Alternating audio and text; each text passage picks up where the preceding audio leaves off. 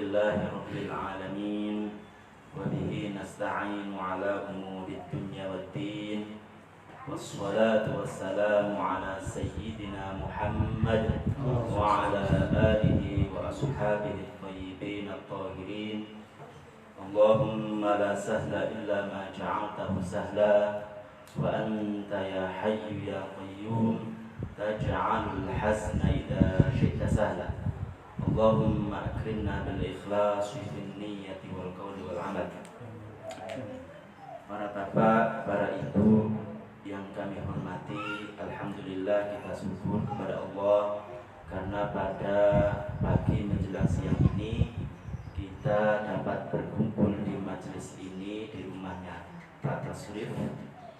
Semoga kita termasuk orang-orang yang mendapatkan ridho dari Allah Subhanahu wa Ta'ala. Amin. Sholawat serta salam semoga tetap tercurahkan kepada baginda Nabi Muhammad sallallahu alaihi wasallam. Sebelum ta'lim ini kita mulai, seperti biasa kita akan membaca Auratul Tahsin.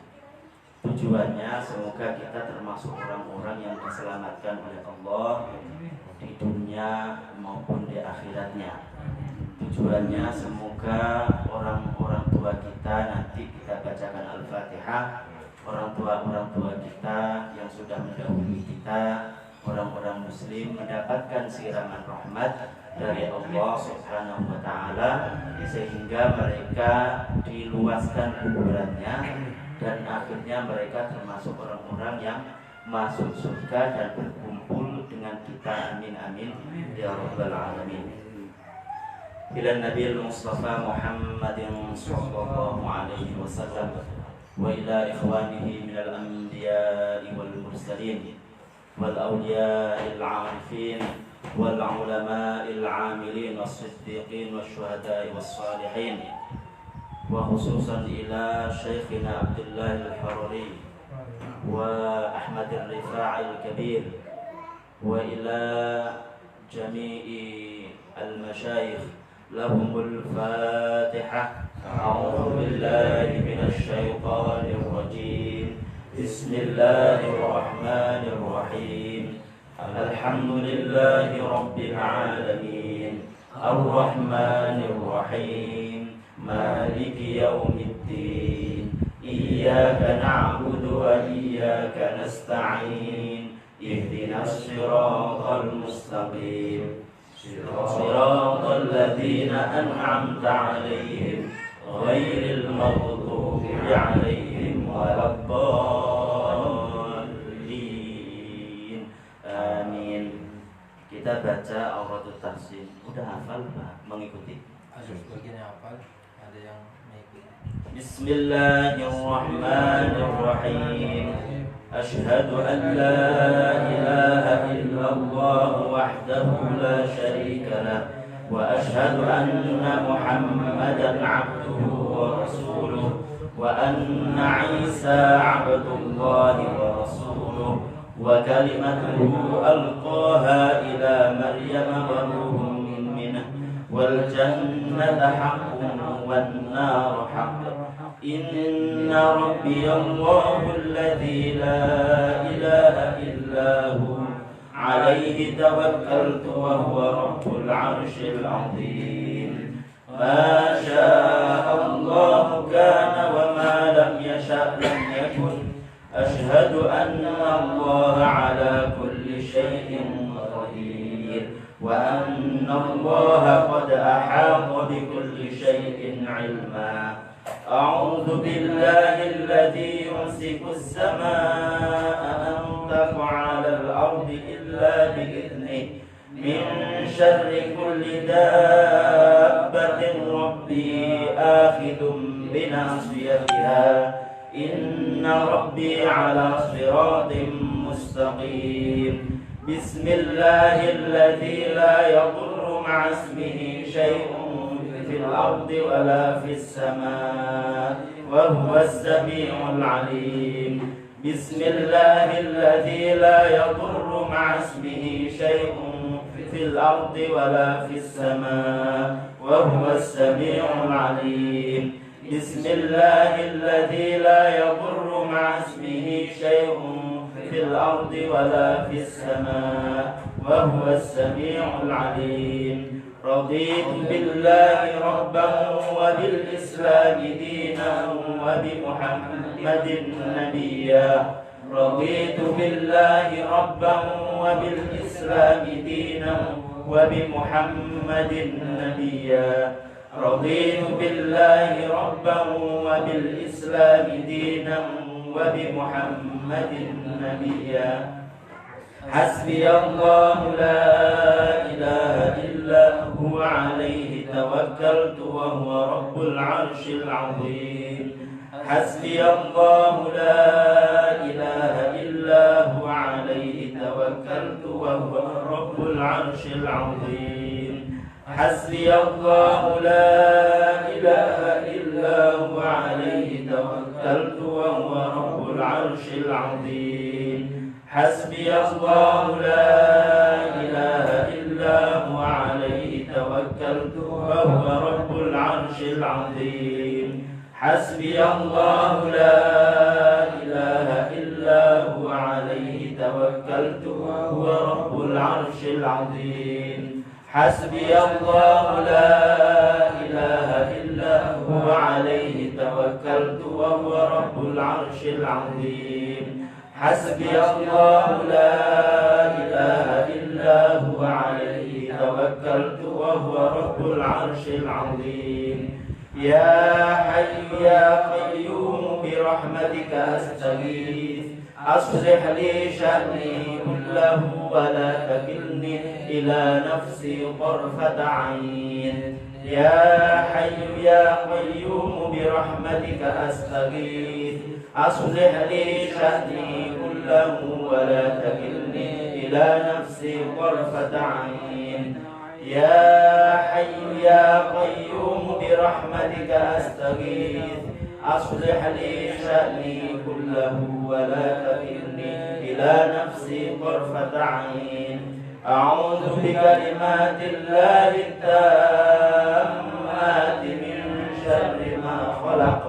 أعوذ بكلمات الله التامات من شر ما خلق.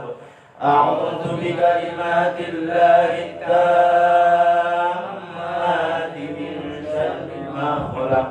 أستغفر الله الذي لا إله إلا هو الحي القيوم وأتوب إليه. أستغفر الله الذي لا إله إلا هو الحي القيوم وأتوب إليه. أستغفر الله الذي لا إله إلا هو الحي القيوم وأتوب إليه. سبحان الله وبحمده لا قوة إلا بالله. ما شاء الله كان وما لم يشاء لم يكن. أعلم أن الله على كل شيء قدير وأن الله قد أحاط بكل شيء علما. الله لا إله إلا هو الحي القيوم لا تأخذه سنة ولا نوم. له ما في السماوات وما في الأرض. من ذا الذي يشفع عنده إلا بإذنه. يعلم ما بين أيديهم وما خلفهم ولا يحيطون بشيء من علمه إلا بما شاء. وسع كرسيه السماوات والأرض ولا يؤوده حفظهما وهو العلي العظيم. ربنا آتنا في الدنيا حسنة وفي الآخرة حسنة وقنا عذاب النار. ربنا لا تزغ قلوبنا بعد إذ هديتنا وهب لنا من لدنك رحمة إنك أنت الوهاب. آمن الرسول بما أنزل إليه من ربه والمؤمنون كل آمن بالله وملائكته وكتبه ورسله لا نفرق بين أحد من رسله وقالوا سمعنا وأطعنا غفرانك ربنا وإليك المصير لا يكلف الله نفسا إلا وسعها لها ما كسبت وعليها ما اكتسبت ربنا لا تؤاخذنا إن نسينا أو أخطأنا ربنا ولا تحمل علينا إصرا كما حملته على الذين من قبلنا ربنا ولا تحملنا ما لا طاقة لنا به واعف عنا واغفر لنا وارحمنا أنت مولانا فانصرنا على القوم الكافرين أعوذ بالله السميع العليم من الشيطان الرجيم أعوذ بالله السميع العليم من الشيطان الرجيم أعوذ بالله السميع العليم من الشيطان الرجيم هو الله الذي لا إله إلا هو عالم الغيب والشهادة هو الرحمن الرحيم هو الله الذي لا إله إلا هو الملك القدوس السلام المؤمن المهيمن العزيز الجبار المتكبر سبحان الله عما يشركون هو الله الخالق البارئ المصور له الأسماء الحسنى يسبح له ما في السماوات والأرض وهو العزيز الحكيم بسم الله الرحمن الرحيم قل هو الله أحد الله الصمد لم يلد ولم يولد ولم يكن له كفوا أحد بسم الله الرحمن الرحيم قل هو الله أحد الله الصمد لم يلد ولم يولد ولم يكن له كفوا أحد بسم الله الرحمن الرحيم قل هو الله أحد الله الصمد لم يلد ولم يولد ولم يكن له كفوا أحد بسم الله الرحمن الرحيم قل أعوذ برب الفلق من شر ما خلق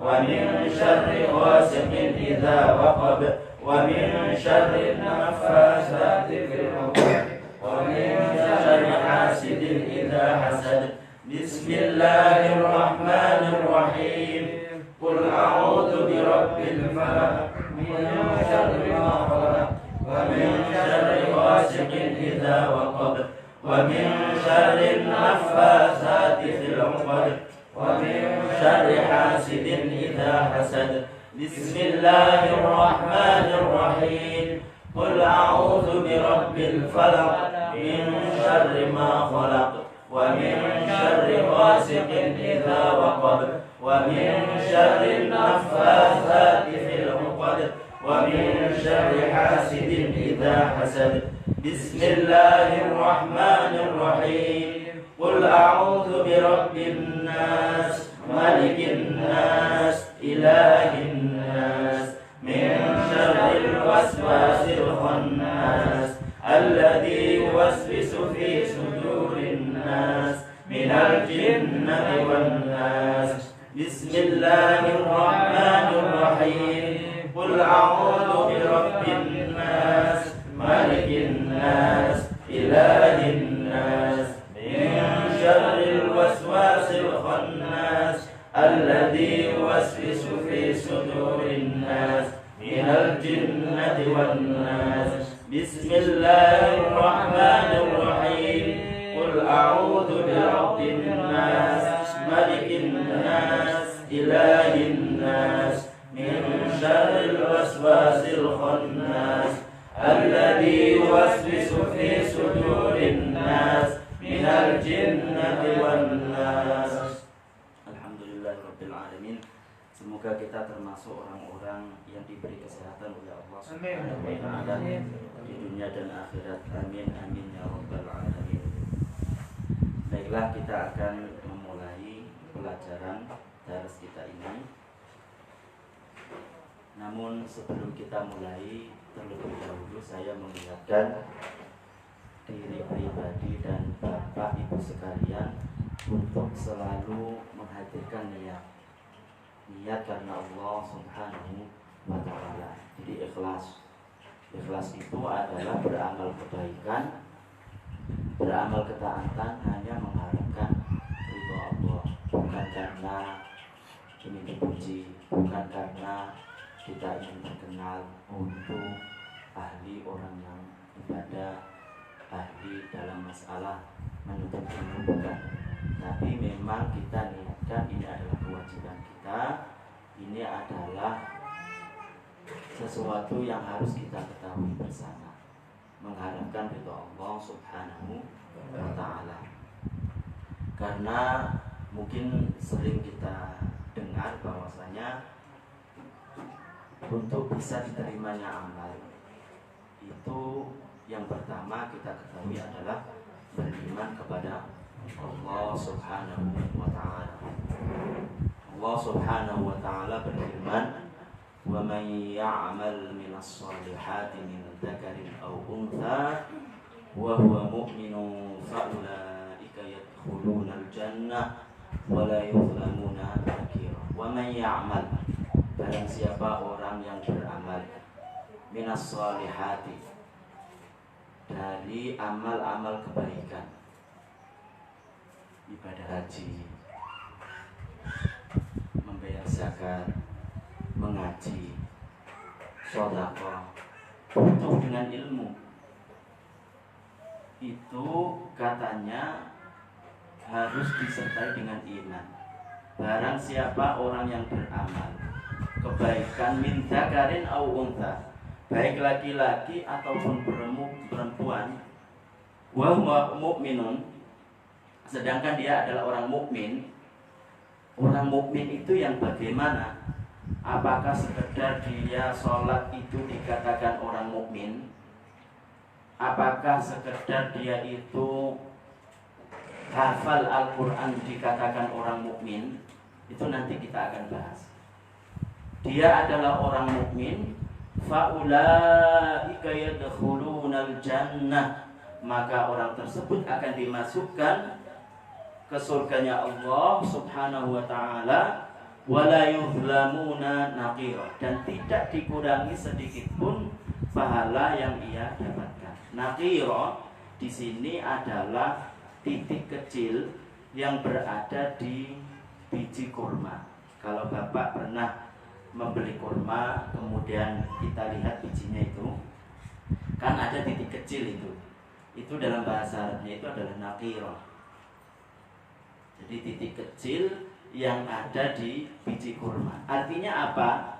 Ketika seorang tersebut itu beramal baik, kemudian dia iman, maka Allah Subhanahu wa Ta'ala akan memberikan pahala sesuai yang dikehendaki oleh Allah tanpa dikurangi sedikit pun.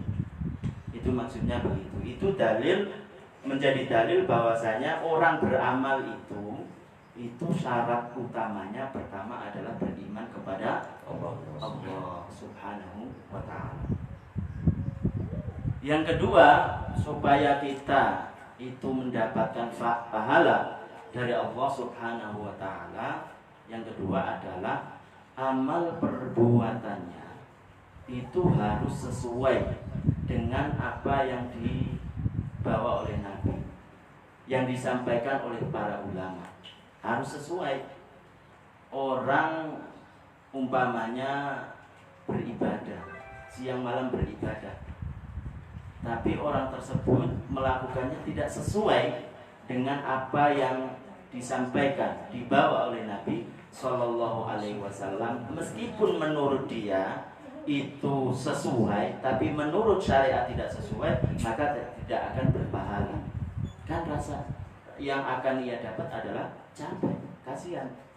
Maka solusinya adalah bagaimana untuk mengetahui, oh amal ini sesuai dengan apa yang dibawa oleh Nabi. Oh ini amal perbuatan baik ini itu sesuai dengan Al-Quran, sesuai yang disampaikan oleh para ulama. Bagaimana solusinya? Tidak ada lain kecuali belajar. Tidak ada lain kecuali belajar. Makanya Nabi Muhammad SAW bersabda, "Man amila amalan," orang yang beramal suatu amalan baik, "laisa alaihi amruna," man amila amalan "laisa alaihi amruna fawaradun," dan amal tersebut tidak sesuai dengan syariat, amal tersebut tidak sesuai yang aku bawa, tidak sesuai Al-Quran, tidak sesuai dengan hadis, tidak sesuai yang dipaham oleh para ulama, fawaradun, maka amal tersebut mardud, akan ditolak oleh Allah Subhanahu wa ta'ala. Meskipun orang mengatakan bahwasanya dia adalah orang yang ahli ibadah, meskipun orang mengatakan bahwasanya dia adalah orang yang rajin dalam beribadah, tapi kalau tidak sesuai dengan apa yang disabdakan oleh Nabi, dibawa oleh Nabi, maka tidak akan diterima oleh Allah. Untuk supaya menjaga seperti itu, supaya kita tahu ini amal yang harus kita lakukan, ini wajib, maka kita harus lakukan. Oh, amal ini adalah amal yang dilarang, harus dijauhi. Maka tidak ada cara lain kecuali dengan belajar. Dan belajar pun itu tidak sekedar orang itu baca. Belajar pun tidak sekedar orang tersebut berguru kepada orang yang orang tersebut kita tidak mengetahuinya. Berapa banyak orang yang tersesat meskipun dia ada guru. Berapa banyak orang-orang tersebut itu kelihatannya belajar, tapi belajarnya tidak sesuai dengan arahan yang diarahkan oleh para ulama. Di antara guru-guru yang dapat dipercaya itu adalah orang tersebut thiqah, terpercaya. Ketika ditanya sesuatu, ketika tidak tahu, maka dia menjawabnya tidak tahu. Ketika dia ragu untuk menjawab, dia akan menjawab tidak tahu. Tidak semua pertanyaan selalu dijawab. Yang jawabannya itu adalah ngawur. Itu adalah tanda-tanda guru, yang guru tersebut memang mengambil dari guru sampai ke baginda Nabi Muhammad SAW. Kalau ada seorang guru dan guru tersebut itu pertanyaan semua dijawab, padahal dia itu ada yang ragu, ada yang tidak tahu karena malu, umpamanya, kemudian ditanya aja, itu orang tersebut adalah orang yang tidak bisa dipercaya. Nabi SAW, Nabi kita, Nabi Muhammad SAW pernah ditanya oleh seseorang, bagian bumi mana yang paling baik dan bagian bumi mana yang paling jelek. Apakah Nabi mengatakan, saya kan seorang Nabi, kenapa saya tidak mengetahui? Harus saya jawab, bagaimana umat saya kalau umpamanya dikatakan saya tidak tahu? Enggak begitu. Itu seorang Nabi, bukan seorang ulama wali, tapi di atasnya seorang Nabi, pemimpin kita yang menuntun kita ke jalan akhirat yang benar, mengatakan tidak tahu. As'alul Jibril, saya tidak tahu, saya akan menanyakannya ke Jibril. Kemudian Jibril ditanya, Jibril juga begitu. Kemudian diwahyukan oleh Allah Subhanahu wa ta'ala bahwasanya bumi yang baik, bagian bumi yang baik itu adalah masjid, dan bagian bumi yang jelek itu adalah pasar. Jadi tidak mentang-mentang malaikat, tidak mentang-mentang seorang nabi. Itu mengajarkan kepada kita bahwasanya ilmu itu memang diambil dari talaqi. Ilmu itu diambil dari musafahat. Berguru kepada guru yang gurunya itu juga berguru. Tidak sekedar membaca begitu, bukan. Jadi itu solusinya. Solusi supaya kita tahu bahwasanya amal yang kita kerjakan itu benar-benar sah, karena kita punya ilmu. Karena kita punya ilmu hasil dari menuntut dari guru-guru kita, dan guru-guru kita juga menuntut ilmunya dari gurunya sampai nyambung. Itulah ilmu. Sehingga dari guru yang pertama sampai yang kedua, ketiga, keempat itu semuanya sama. Makanya jangan heran sekarang ada orang berfatwa begini, kok beda?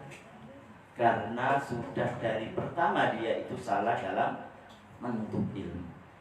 Dari pertama dia sudah salah menuntut ilmu. Kebanyakan mereka itu baca buku, memahami sendiri dan lain sebagainya.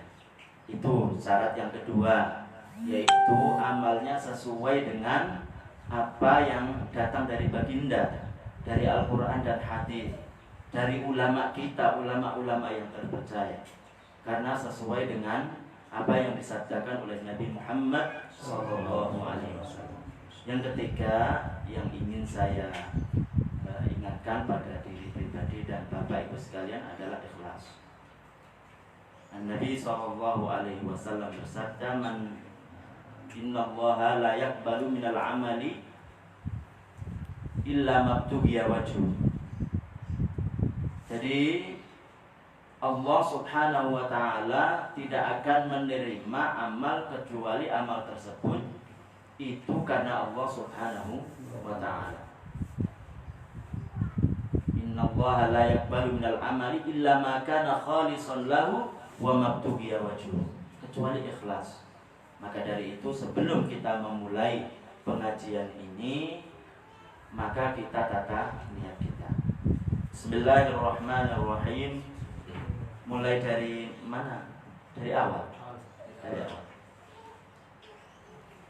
Bismillahirrahmanirrahim. Ilmu tauhid, ilmu akidah, ilmu usul, ilmu kalam itu hampir sama. Ilmu akidah, ilmu usul, ilmu kalam itu hampir sama, yaitu menjelaskan tentang keesaan Allah, menjelaskan tentang Allah Subhanahu wa ta'ala, tidak ada sekutu baginya. Bismillahirrahmanirrahim.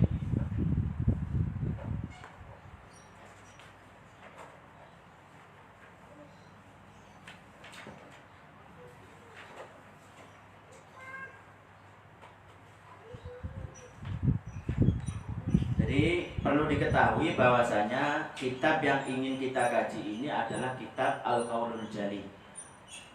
Kitab Al-Qaulul Jali ini adalah kitab Halul Alfaz. Jadi hampir sama dengan kitab Mukhtasar. Kitab Mukhtasar itu kitab karangan Asy-Syaikh Abdullah Al-Haruri. Kemudian diberi arti-arti yang agak kurang dipaham, itu diberikan arti dikit tapi nggak banyak. Itu namanya halul alfaz. Kalau bahasa Jawanya itu ngudari arti, ngudari lafaz.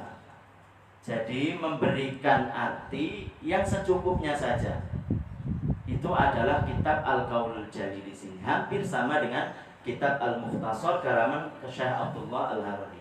Dan kitab Mukhtasar ini itu berasal dari kitab aslinya namanya Sulamut Taufiq ila Mahabbatillahi ala Tahqiq, yang sering dipelajari oleh para santri-santri di pesantren. Dan itu karangan dari Abdullah bin Husain bin Qori, ulama Yaman. Jadi tidak asing lagi kitab yang kita pelajari. Dan kitab yang kita pelajari ini memuat 3 hal. Pertama, ilmu usul, yaitu ilmu akidah, ilmu kalam. Yang kedua adalah muamalah, fikih, ibadah. Yang ketiga itu adalah akhlak. Jadi orang-orang yang pemula hendaklah belajar kitab ini, supaya apa yang ia yakini, apa yang ia katakan, apa yang ia perbuat, apa yang ia lakukan tentang ibadah, tahu bahwasanya itu sesuai dengan apa yang diajarkan oleh ulama. Bismillahirrahmanirrahim. Bab pokok-pokok akidah. Pasal penjelasan makna dua kalimat syahadat. Banyak orang yang tidak tahu tentang arti dua kalimat syahadat. Ketika kita mengatakan asyhadu an la ilaha illallah wa asyhadu anna muhammadar rasulullah, tapi sebagian ada yang mengatakan meyakini bahwasanya Allah ada di mana-mana. Padahal kalau ngerti tentang makna dua kalimat syahadat, orang tersebut akan menjaga dirinya, karena orang yang berkeyakinan atau mengatakan seperti itu tidak sesuai dengan makna dua kalimat syahadat. Ini yang mau kita jelaskan. Wajib bagi semua mukallaf untuk memeluk agama Islam. Wajib bagi semua mukallaf. Jadi di sini ada istilah mukallaf. Mukallaf itu siapa? Di sini dijelaskan mukallaf itu adalah seorang yang baligh, berakal, dan telah sampai kepadanya pokok dakwah Islam, yakni telah sampai kepadanya bahwa tidak ada yang berhak disembah kecuali Allah dan Nabi Muhammad itu adalah utusan Allah. Jadi kalau orang tersebut sudah mukallaf, mukallaf itu siapa? Orang yang sudah ada padanya tiga hal. Yang pertama, dia adalah baligh. Yang ketiga adalah berakal. Yang kedua adalah berakal. Yang ketiga itu adalah telah sampai kepadanya dakwah Islam, telah mendengar atau membaca bahwasanya tidak ada Tuhan yang berhak disembah kecuali Allah dan Nabi Muhammad itu adalah utusan Allah. Sekarang baligh.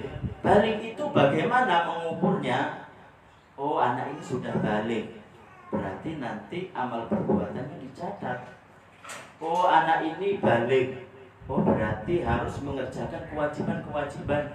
Bagaimana untuk mengetahui kalau baligh? Kita katakan bahwasanya anak itu baligh kalau laki-laki sudah ada badannya satu di antara dua. Saya ulangi lagi. Kita punya anak ini sudah baligh apa belum? Maka kita ketahui kalau dia laki-laki sudah ada badannya satu di antara dua. Yang pertama ada kalanya mimpi basah. Pernah mimpi basah, oh berarti anak laki-laki ini sudah baligh. Atau tidak mimpi basah, umur 12, 13 tidak mimpi basah, 14. Kemudian dia baru dianggap baligh kalau sudah berumur genap 15 tahun Hijriah. Nah ini harus mengetahui Hijriah juga. Makanya kalau kita punya anak, itu jangan lupa ngasih tanggal Hijriah juga. Karena perbedaan antara Hijriah dengan Misihi itu kurang lebih 1 tahun itu 11 hari. Kan nanti kita katakan hukum-hukum di sini. Oh, anak ini wajib untuk dididik. Orang tuanya harus mendidik anak kalau anak tersebut sudah umur 7 tahun Hijriah. Dia tidak memberi tanggal Hijriah. Kemudian yang ia ingat adalah Rumiyah, yaitu Masehi lah istilah kita. Lah itu berarti orang tersebut kalau dia itu tidak mendidik anaknya, menyuruh anaknya untuk sholat dan lain sebagainya, padahal sudah terlewat baginya kurang lebih 77 hari. Berarti 77 hari karena perbedaannya antara Hijriah dan Mesihi atau Rumiyah itu 1 tahun 11 hari, berarti kurang lebih 77 hari dia berdosa. Siapa orang tuanya? Karena apa? Karena tidak mendidik anaknya. Dikira bahwasanya tahun itu adalah tahun Misihi. Itu kegunaannya kita mengetahui Hijriah. Makanya kita kan kalau setiap bulan mesti muraqabah. Karena berhubungan dengan hukum-hukum. Karena berhubungan dengan hukum-hukum Islam. Harus ada orang yang muraqabah, melihat bulan sabit, apakah keesokan harinya tanggal baru atau tidak, tanggal Hijriah atau tidak. Itu kegunaannya begitu. Jadi supaya ngerti bahwasanya balik itu sudah ada badannya satu di antara dua kalau itu laki-laki. Ada kalanya dia itu mimpi basah, atau kalau tidak mimpi basah sudah genap umur 15 tahun Hijriah. Faham ya?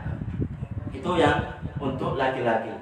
Untuk yang perempuan itu hampir sama dengan laki-laki. Cuma di situ ditambah satu yaitu haid. Nah ini untuk mengetahui haid bagaimana? Mesti berhubungan berkaitan erat dengan tahun Hijriah. Mesti itu.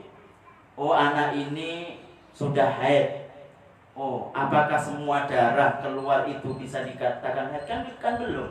Nggak bisa divonis langsung. Oh darah ini dikatakan haid, nggak bisa. Karena ada batasan-batasan tertentu. Batasan-batasan tahun pada anaknya, juga batasan-batasan waktu untuk darah yang keluar. Itu makanya singkatnya bahwasanya untuk perempuan dikatakan baligh, sudah balik, itu sudah ada padanya satu di antara tiga. Yang pertama ada kalanya mimpi basah sama dengan laki-laki. Yang kedua ada kalanya dia itu sudah genap umur 15 tahun Hijriah. Yang ketiga ada kalanya dia sudah haid. Itu baru dinamakan balik atau balighah. Itu satu komponen yang terdapat pada mukallaf. Jadi syarat pertama itu harus mengetahui balik dulu. Yang kedua itu harus berakal.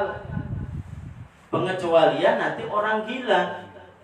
Maka kalau orang gila itu tidak ada beban bagi dia untuk melaksanakan kewajiban. Kenapa? Karena dia adalah orang yang tidak punya akal. Artinya kalau dia itu orang-orang gilanya itu memenuhi persyaratan, artinya gilanya itu terus menerus. Dari kecil dia gila, kemudian sudah melewati 15 tahun Hijriah dia gila, mati dalam keadaan gila, dia termasuk orang yang selamat. Dia termasuk penduduk surga. Karena tidak berakal, tidak mukallaf. Nah, bagaimana kita mengetahui seperti ini? Belajar. Bagaimana kita mengetahui? Ya, tentunya dengan belajar. Yang ketiga itu adalah untuk dikatakan mukallaf, orang tersebut itu pernah mendengar atau membaca, telah sampai kepadanya dakwah Islam. Apa dakwah Islam? Yaitu 2 kalimat syahadat. 2 kalimat syahadat. Asyhadu an la ilaha illallah wa anna Muhammadar Rasulullah. Atau artinya tidak ada Tuhan yang berhak disembah kecuali Allah, dan Nabi Muhammad itu adalah utusan Allah. Jadi kalau orang tersebut salah satunya saja tidak terpenuhi, maka itu tidak dinamakan mukallaf. Berarti dia tidak ada mas'uliyah, tidak ada pertanggungjawaban di akhirat nanti kalau dia bukan mukallaf. Makanya kalau dia itu sudah pernah mendengar, umpamanya dia pernah mendengar azan, dia mendengar bahwasanya asyhadu an la ilaha illallah wa asyhadu anna Muhammadar Rasulullah. Itu kan bahasa Arab. Faham? Kemudian dia tidak masuk Islam, kemudian meninggal, maka nanti dia akan masuk neraka selamanya. Karena apa? Karena dia sudah mukallaf.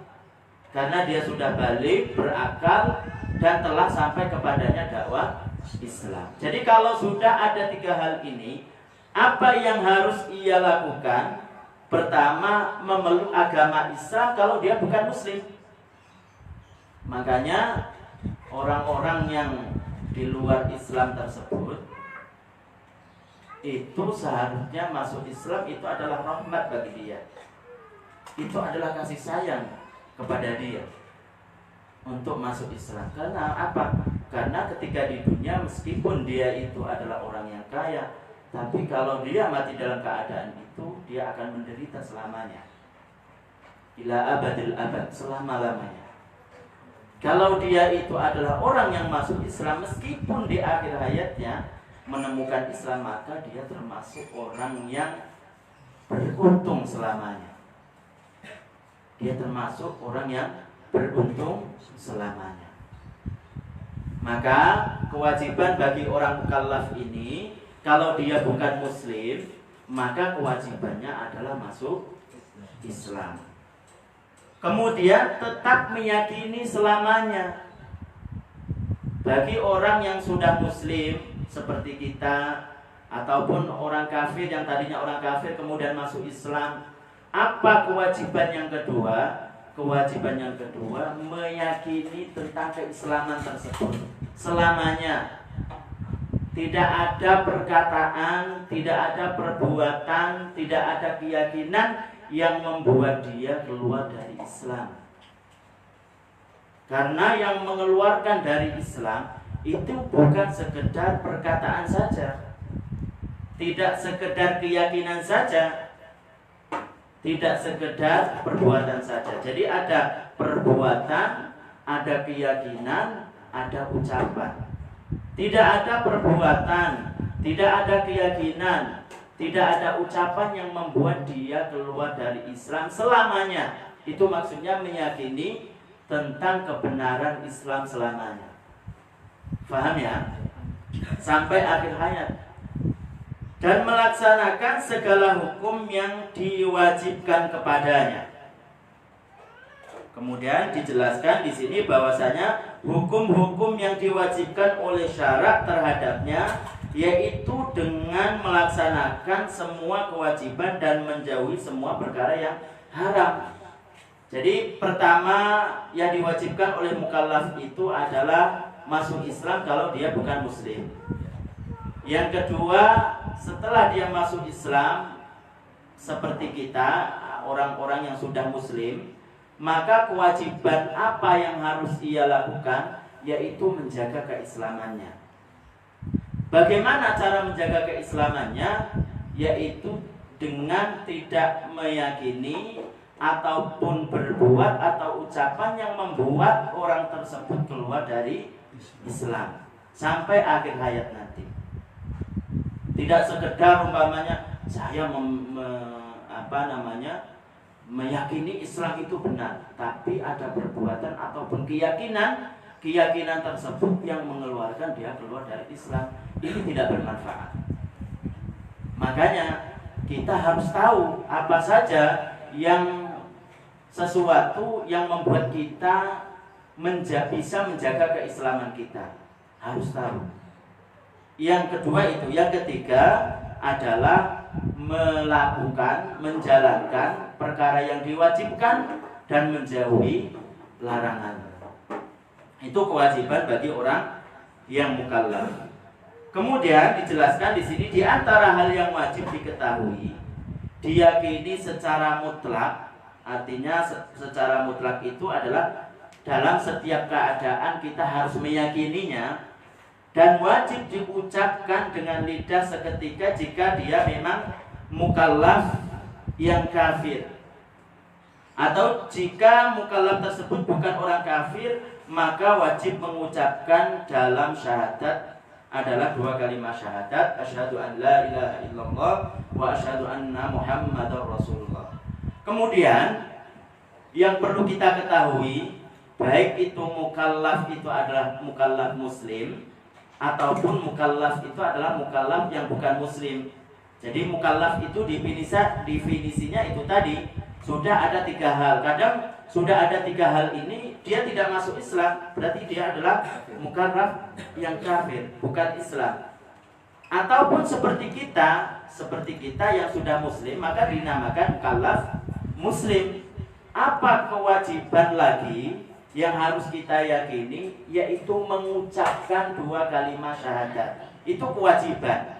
Cuma perbedaannya, kalau dia adalah mukallaf yang bukan muslim, dia mengucapkan 2 kalimat syahadat tersebut dan meyakini artinya tujuannya untuk dia masuk Islam. Tujuannya untuk masuk Islam. Tapi kalau dia sudah muslim, wajib juga bagi dia untuk mengucapkan 2 kalimat syahadat. Tapi ini tujuannya lain. Tujuannya supaya sah sholatnya menurut Syafi'iyah, menurut ulama Syafi'i. Kenapa? Karena 2 kalimat syahadat itu termasuk rukun sholat. Tahiyat akhir itu kan termasuk rukun sholat. Maka wajib untuk diucapkan dan diyakini, baik itu adalah orang muslim ataupun orang kafir. Cuma kalau orang muslim itu tadi, menurut Syafi'iyah tujuannya untuk supaya sah sholatnya. Karena menurut imam lain, tahiyat akhir itu tidak wajib. Cuma dia tetap berkewajiban untuk mengucapkan 2 kalimat syahadat seumur hidup. Harus mengucapkan 2 kalimat syahadat 1 kali seumur hidup. Jadi seandainya dia adalah orang yang hidup di kalangan orang muslim, dilahirkan dari bapak dan ibu muslim, maka tidak ada kewajiban bagi dia untuk mengucapkan 2 kalimat syahadat untuk masuk Islam, karena dia tidak muslim. Tapi menurut imam ini, imam yang mengatakan tidak wajib untuk mengucapkan 2 kalimat syahadat dalam sholat, menurut dia tetap berkewajiban untuk mengucapkan 2 kalimat syahadat minimal sekali seumur hidup. Artinya kalau dia meninggal kemudian dia tidak sempat mengucapkan 2 kalimat syahadat, maka dianggap muslimun asin. Jadi muslim yang berbuat dosa. Paham ya? Jadi yang kedua ini, mengucapkan 2 kalimat syahadat itu sama-sama diwajibkan untuk mukallaf yang kafir dan mukallaf yang muslim. Cuma tujuannya yang berbeda. Kalau mukallaf yang kafir itu tujuannya untuk masuk Islam. Kemudian kalau yang mukallaf muslim itu dilihat apakah Syafi'iyah atau tidak. Kalau Syafi'iyah maka wajib mengucapkan 2 kalimat syahadat karena itu rukun sholat. Rukun sholat yaitu syahadat tahiyat akhir. Kemudian di sini dijelaskan makna, kita sudah menjelaskan, mau menjelaskan tentang makna syahadat yang pertama. Makna asyhadu an la ilaha illallah, aku mengetahui, meyakini dan mengakui dengan lidahku bahwa tidak ada yang disembah dengan hak benar kecuali Allah.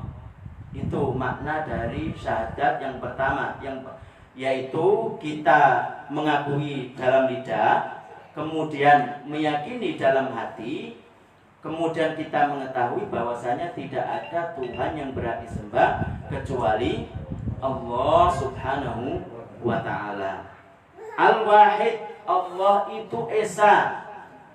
Dijelaskan di sini makna Esa itu adalah tidak ada sekutu baginya dalam ketuhanan.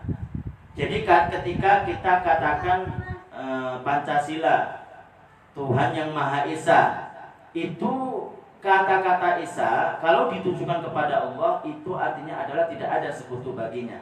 Artinya Esa itu maksud saya bukan satu, kalau itu adalah bilangan.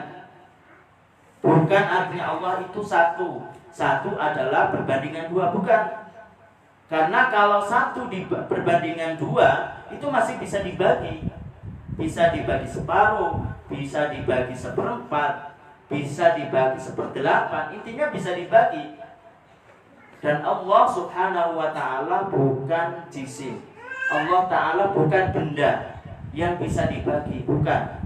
Tapi arti dari Esa, arti dari satu ketika dikatakan kepada Allah itu adalah tidak ada sekutu bagi Allah. Dan itu sesuai dengan apa yang dikatakan oleh Al-Imam Abu Hanifah dalam Al-Fiqhul Akbar. Dikatakan bahwasanya fa'lam anna Allaha wahidun la syarikalah, la min tariqil adadi bal min tariqi annahu la syarikalah. Fa'lam, ketahuilah annallaha wahidun.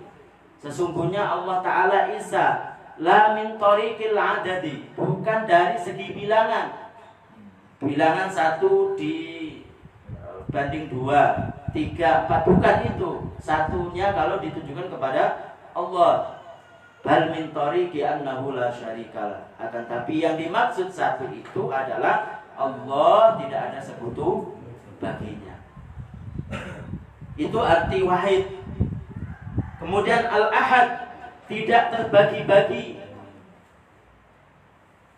Al-ahad tidak menerima atau mustahil untuk dibagi menjadi bagian-bagian.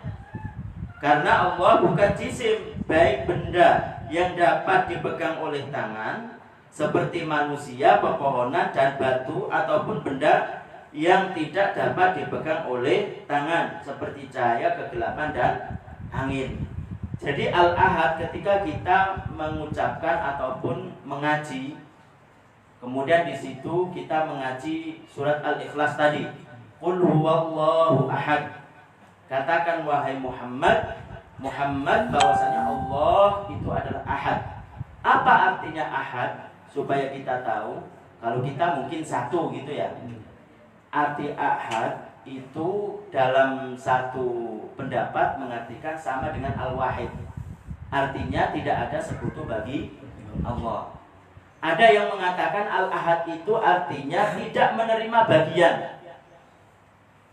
Kenapa? Karena Allah bukan benda.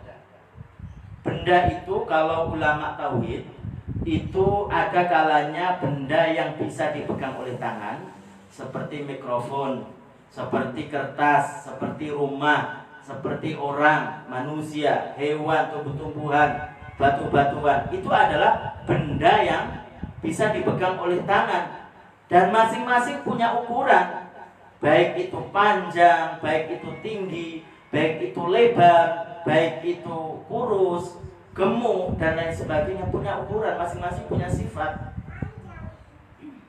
Kemudian benda itu ada yang tidak bisa dipegang oleh tangan. Benda yang tidak bisa dipegang oleh tangan seperti angin, seperti cahaya, seperti ruh. Masih banyak lagi. Dan sifat-sifatnya juga mempunyai sifat-sifat juga.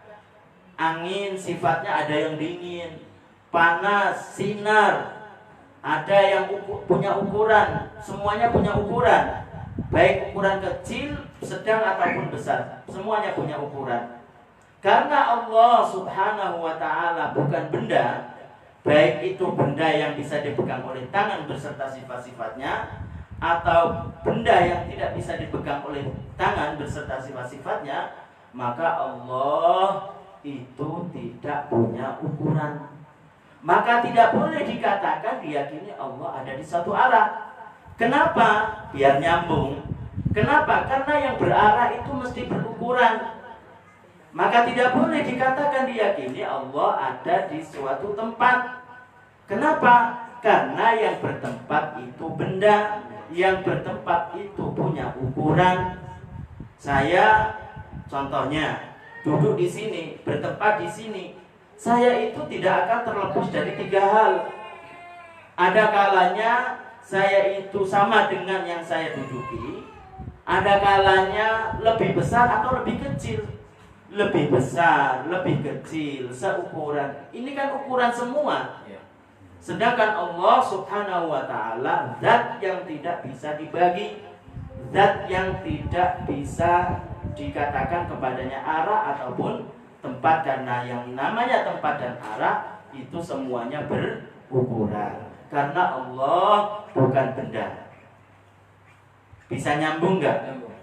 Itu makanya ketika ada orang mengatakan, oh orang itu kenapa ya bukan Ahlus Sunnah wal Jamaah, meskipun dia mengatakan Ahlus Sunnah wal Jamaah. Kenapa? Karena dia meyakini mengatakan Allah bertempat, karena mengatakan meyakini bahwasanya Allah Subhanahu wa ta'ala berarah. Kenapa beda dengan Ahlus Sunnah? Karena dia telah berbeda, karena dia telah menolak arti dari 2 kalimat syahadat. Syahadat yang pertama yaitu artinya adalah al-ahad. Syahadat yang pertama Asyhadu an la ilaha illallah, mengakui, meyakini bahwasanya Allah tidak ada sekutu baginya. Maksudnya adalah Allah disifati dengan sifat ketuhanan, yaitu Al-Ahad. Apa arti Al-Ahad? Arti Al-Ahad itu adalah Allah tidak bisa dibagi, karena Allah bukan benda. Makanya tidak boleh dikatakan, tidak boleh diyakini bahwasanya Allah ada di suatu arah, karena yang berarah itu mesti bisa diukur. Butuh orang yang mengukur, butuh orang yang menjadikannya, butuh zat yang menjadikannya itu berukuran berapa senti, berukuran berapa meter, dan lain sebagainya. Maka tidak boleh dikatakan Allah subhanahu wa ta'ala ada di suatu tempat, baik itu dia katakan tempat atas, karena tempat atas itu adalah tempat yang mulia kata dia, itu tetap tidak boleh, karena yang ada di atas, yang ada di kanan, kiri, semuanya itu tempat. Sesuatu yang ada di tempat berarti berukuran. Kalau berukuran itu bukan sifat ketuhanan, bukan sifat Al-Ahad, bukan sifat Allah subhanahu wa ta'ala Al-Ahad. Paham ya? Kemudian Al-Awwal Al-Qadim. Jadi Al-Awwal Al-Qadim itu artinya tidak bermula dan tidak didahului dengan ketiadaan. Jadi Al-Awwal yang ada tanpa permulaan, yang keberadaannya tidak didahului oleh ketiadaan.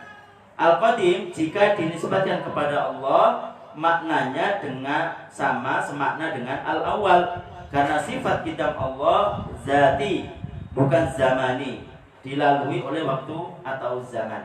Jadi sifat Allah subhanahu wa ta'ala atau nama Allah yang berikutnya itu adalah Al-Awwal Al-Qadim. Al-Awwal Al-Qadim itu semakna. Artinya apa? Artinya Allah ada, tidak didahului dengan ketiadaan. Allah ada, tidak dilalui masa. Apa artinya? Makanya kan makhluk itu artinya baru. Allah berbeda dengan yang baru. Siapa baru? Itu makhluk. Kenapa dikatakan baru? Karena sebelumnya tidak ada, kemudian dijadikan Allah Ta'ala ada. Biar tahu, oh baru itu baru beli, baru. Bukan itu maksudnya. Baru itu maksudnya tadinya tidak ada, kemudian menjadi ada. Siapa yang menjadikan ada? Allah. Makanya kalau Allah disifati dengan sifat baru, berarti bukan Tuhan. Kalau Allah subhanahu wa ta'ala disifati dengan sifat ketiadaan sebelumnya, berarti sama dengan makhluknya. Berarti bertentangan dengan sifat wajib al-mukhalafatu lil hawadis. Allah berbeda dengan perkara yang baru. Apa maksudnya baru itu? Baru itu artinya didahului dengan ketiadaan.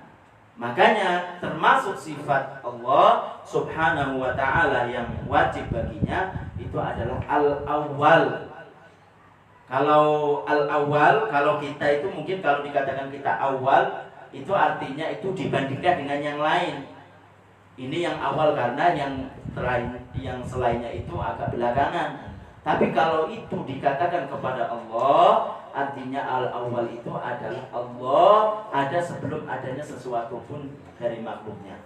Allah ada tidak didahului dengan ketiadaan. Itu artinya Al-Awwal kalau ditujukan kepada Allah. Makanya tidak sembarangan untuk kita itu menyebut Allah subhanahu wa ta'ala. Harus mengerti, oh ini boleh apa enggak ditujukan kepada Allah. Oh boleh dengan arti ini.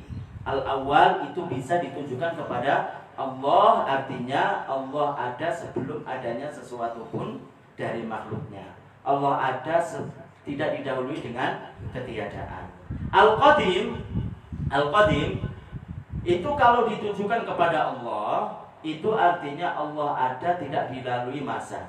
Artinya apa itu? Artinya seberapa lama apapun umurnya makhluk, ada namanya piramida. Tahu kan ya di Mesir itu lama sekali.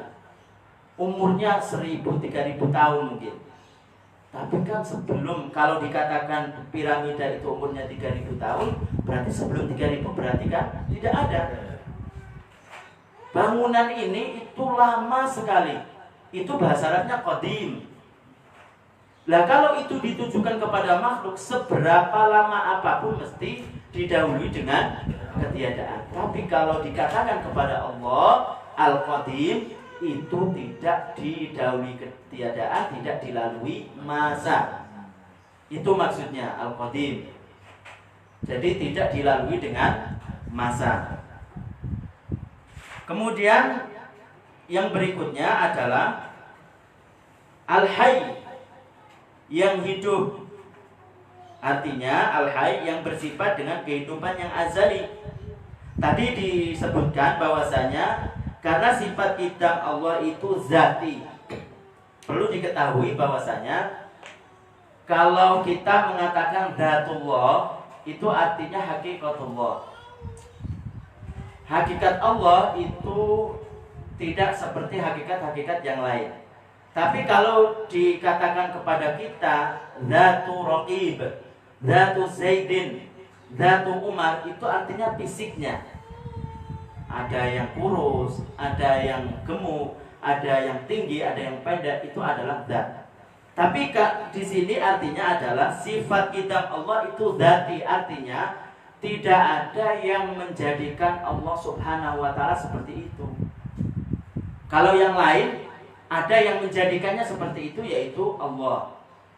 Tidak ada selain Allah yang menjadikan seperti itu namanya dzati. Kitab Allah dzati, artinya tidak ada yang menjadikannya seperti itu. Artinya bahwasanya kitab Allah itu tidak dilalui dengan masa. Itu artinya. Kemudian Al-Hayy, sifat hidup Allah, itu artinya adalah azali. Itu tidak bermula dan abadi, tidak berpenghabisan. Bukan dengan roh, bukan dengan daging, bukan dengan darah, kemudian tendon dan sumsum. Sifat hidup Allah adalah sifat yang qadim, yang tetap bagi Allah. Jadi itu ketika dikatakan Allah Ta'ala Maha Hidup, hidup Allah itu azali. Artinya azali tidak disifati dengan sifat makhluknya. Kalau makhluk itu kan tidak akan hidup kalau tidak dengan darah, tidak akan hidup kalau tidak ada tulang. Pernah tahu nggak ada orang hidup jalan tidak ada tulangnya? Mesti ada tulang, ada tulangnya. Komponen-komponen manusia supaya hidup ada bantuan-bantuan. Karena manusia itu lemah, butuh bantuan yang lain. Orang tidak akan hidup kalau tidak pakai ruh. Tapi ketika dikatakan kepada Allah, Allah Maha Suci dari itu, Maha Suci dari sifat-sifat makhluknya. Itu artinya hidup Allah azali abadi. Artinya tidak disifati dengan sifat makhluknya. Yaitu tadi, karena makhluk tidak akan hidup kalau tidak ada komponen-komponen yang membentuknya, tulang, darah, sumsum, daging, dan lain sebagainya. Paham ya? Itu artinya Al-Hayyu. Terus apa sudah ini? Alhamdulillah. Barangkali sesi berikutnya barangkali ada yang mau bertanya. Iya, berarti sampai di sini ya. Jadi Al-Hayy sampai Al-Hayy. Jadi kita kalau syahama ya, perlu diketahui, kita itu nggak pingin banyak-banyak. Yang penting kita itu apa?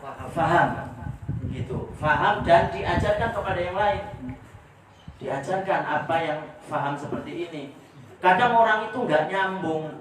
Oh, kenapa orang itu dikatakan salah? Tidak. Tapi dengan santun ya. Kalau kita menegur orang, kita harus santun. Karena apapun yang kita sampaikan, kalau kita tidak santun, itu tidak akan diterima.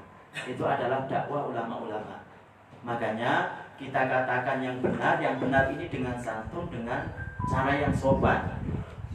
Kalau umpamanya tidak diterima, ya itu bukan tanggungan kita. Intinya bahwasanya Allah Subhanahu wa Ta'ala berbeda dengan makhluknya. Terkadang ada orang yang nggak nyambungnya begini. Ada orang mengatakan, kenapa salah, kan pengikutnya banyak, kan dia karangannya banyak, kan begitu. Nggak nyambung bahwasanya kita mengukurnya itu bukan dengan kitab, Kita mengukurnya itu bukan dengan banyak pengikut, tapi kita mengukurnya benar nggak sesuai dengan syariat, benar nggak sesuai apa yang disampaikan oleh para ulama. Meskipun dia banyak pengikutnya, meskipun dia banyak karangannya, supaya nyambung maka kita jelaskan sifat wajib Allah Subhanahu wa ta'ala. Silakan. Alhamdulillah, Bapak sekalian dan ibu-ibu, barangkali ada pertanyaan yang seputaran atau yang masih berkait dengan pelajaran kita pada hari ini. Monggo silahkan yang mau bertanya yang seputaran dengan apa yang kita pelajari pada saat ini. Monggo bapak-bapak atau ibu-ibu. Maka saya mohon juga nanti kemudian hari kalau bisa bawa buku dan catatan untuk mencatat ya, nanti buat mentolah di rumah. Bagi yang sudah jenius ya buat yang lain ya.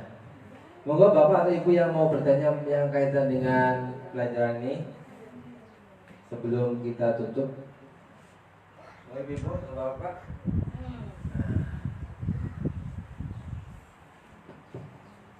Assalamualaikum warahmatullahi wabarakatuh. Waalaikumsalam. Terkait dengan kajian hari ini, tadi disampaikan bahwa kita dikatakan menjadi mukallaf itu apabila telah datang 3 hal. Salah satu diantaranya sudah sampai kepada kita kabar atau pengetahuan tentang Islam, padanya 2 kalimat syahadat. Yang saya tanyakan bagaimana dengan saudara-saudara kita yang mungkin mereka benar-benar belum sampai ya kayak misalnya orang di pedalaman Papua, mungkin Papua sekarang sudah masuk, tapi memang ada beberapa yang masih di gunung-gunung belum nyampe. Apakah status mereka bisa dikatakan sebagai kafir, atau kemudian kalau mereka tidak mendapatkan kabar tentang Islam atau agama masa itu, bagaimana status sampai akhir hayat? Ini siaran langsung kan? Iya. Apa di Iya.